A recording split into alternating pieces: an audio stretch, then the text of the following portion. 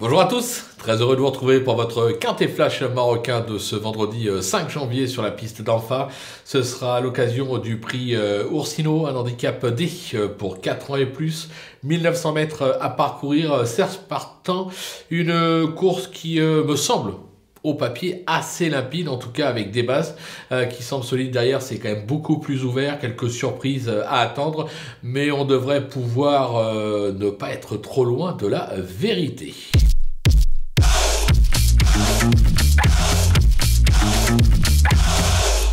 Allez, on attaque nos bases avec le numéro 7, Caillard, qui vient d'échouer d'un rien pour la gagne sur la distance et à ce même niveau sur l'hippodrome de Seta.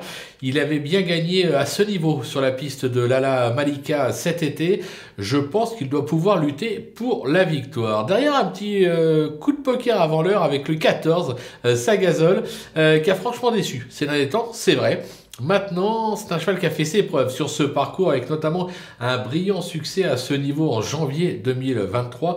Associé à Abderrahim Fadoul, je me demande s'il ne serait pas capable de passer le poteau en tête.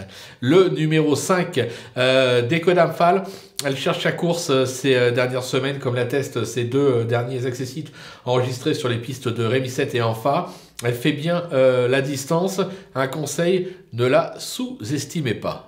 Du côté des opposants, le numéro 4 qui se nomme Cyprecafal, on va oublier son récent échec sur l'hippodrome de Seta. Elle a déjà fait ses preuves à ce niveau et sur la distance du jour. Elle sera associée à Zoher Madi pour l'occasion. Elle doit pouvoir se réhabiliter. Le numéro 4, Dickham Green. Il m'est bien plu à l'occasion d'une deuxième place dans une D sur la piste de Lala Malika début décembre. Il a la distance dans les jambes. Je pense qu'il a également sa place à l'arrivée. Le numéro 8, Lulia, elle fait toutes ses courses et ne sera pas dérangée par la distance du jour.